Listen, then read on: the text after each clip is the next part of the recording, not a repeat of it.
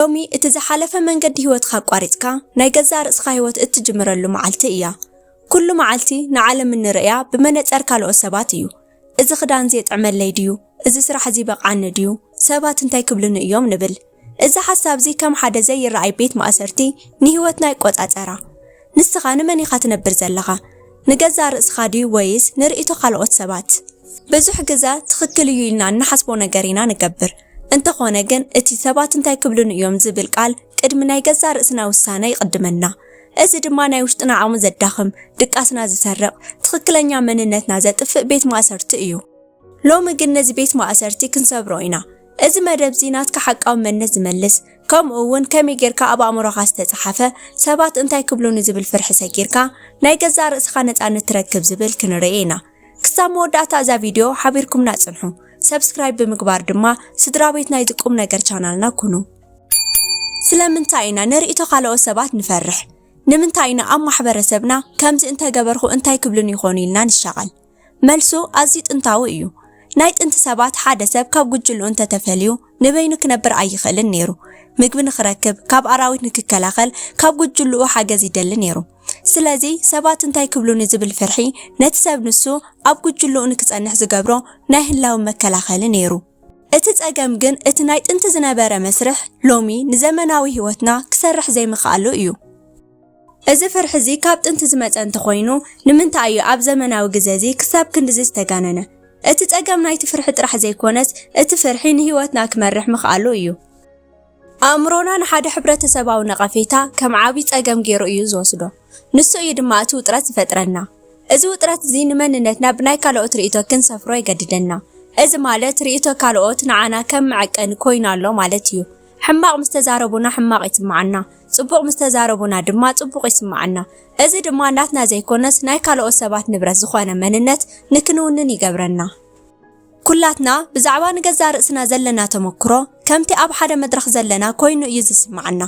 ኣብ ማሕበራዊ ቦታታት እንከለና ኩሉ ሰብ ንዓና ጥራይ ይዕዘበና ኣሎ ኢና ንሓስብ ዝኾነ ክዳን እንተተበላሸወና ሓደ ቃል እንተተጋገና መላእ ዓለም ትረአና ዘላ እዩ ዝምስለና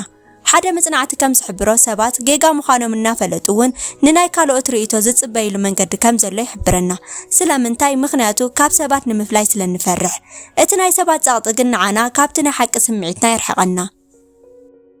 ካብ ሰባት እንታይ ክብሉን እዮም ዝብል ቤት ማእሰርቲ ንምውጻእን ናይ ገዛ ርእስኻ ነፃነት ንምእዋጅን ክትገብሮም ዘለካ 5 ልምድታት ቀዳማይ ኣፍልጦ እቲ ናይ መጀመርታ ስጉምቲ እቲ ሰባት እንታይ ክብሉን እዮም ዝብል ድምጺ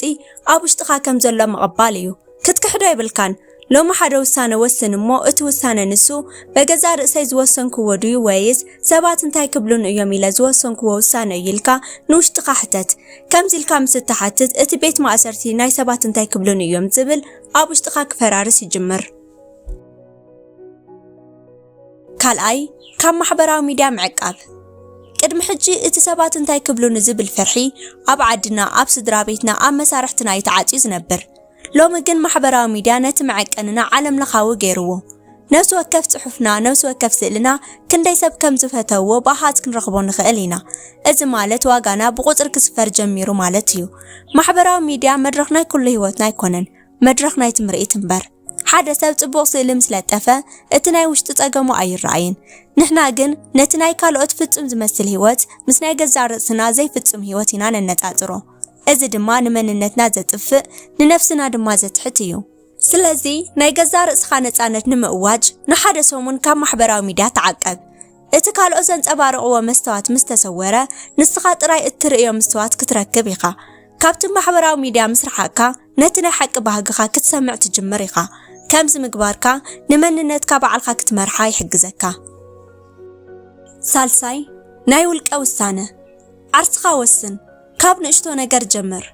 ንኣብነት ካብ እትበልዖ ምግቢ እትኽደኖ ክዳን ከምኡውን ኣብ እትገብሮ ሓደ ውሳነ እቲ ምኽንያት ናይ ገዛ ርእስኻ ጥራይ ግበሮ ከምዚ ምግባርካ ኣነ ንህይወተይ ክመርሓ ይኽእል እየ ዝብል ሓይሊ ይህበካ ራብዓይ ግልጽነት ድኽመትካ ኣይትሓብእ እቲ ናይ ሓቂ ነፃነት ፍጹም ዘይምዃንካ ክትቕበል ከለኻ እዩ ዝመጽእ ሰባት ንዘይፍጹምነቶም ክነግሩ ከለዉ እቲ ሰባት እንታይ ክብሉን እዮም ዝብል ፍርሒ ይጠፍእ ምኽንያቱ ዝኾነ ነገር ክትሓብእ ይብልካን እቲ ናይ ሓቂ ዓወት ኣብቲ ግልጽነት እዩ ዘሎ ስለዚ ግልጽነት ይሃልኻ ሓምሻይ ዋንነት ኣብ መወዳእታ ህይወትካ ናትካ እያ ሓላፍነት ናይ ውሳነታትካ ውሰድ ጌጋ እንተገበርካ እውን እቲ ጌጋ ናትካ እዩ ንሱ ድማ መምሃሪ ይኾነካ ጽቡቕ እንተገበርካ እውን እቲ ጽቡቕ ነገር ናትካ እዩ ብናይ ካልኦት መለክዒ ዘይኮነ ብናይ ገዛ ርእስኻ መለክዒ ንህይወትካ ምርሓያ ዋንነት ነፍስኻ ኣብ ኢድካ እዩ ሰባት እንታይ ክብሉን እዮም ኣይትበል ሓቂ ክነግረካ ሰባት ኩል ግዜ ክዛረቡ እዮም ጽቡቕ እንተገበርካ ክዛረቡ እዮም ጌጋ እንተገበርካ እውን ክዛረቡ እዮም እቲ ሕቶ ግን ንሳቶም ክዛረቡ ከለዉ ንስኻ ናይ መን ህይወት ኢኻ ትነብር ዘለኻ ዝብል እዩ እዚ ሰባት እንታይ ክብሉን ዝብል ቤት ማእሰርቲ ክፈቶ እቲ መፍትሒ ድማ ኣብ ውሽጢ ኢድካ እዩ ዘሎ ካብ ሎሚ ጀሚርካ ነገዛ ርእስኻ ሓንቲ መጽባዓ እተው እታ መጽባዓ ድማ ድሕሪ ሕጂ ንመንነተይ ንሕልመይ ንውሳነታተይ ናብ ኢድ ካልኦት ኣሕሊፈ ኣይህብን ይበል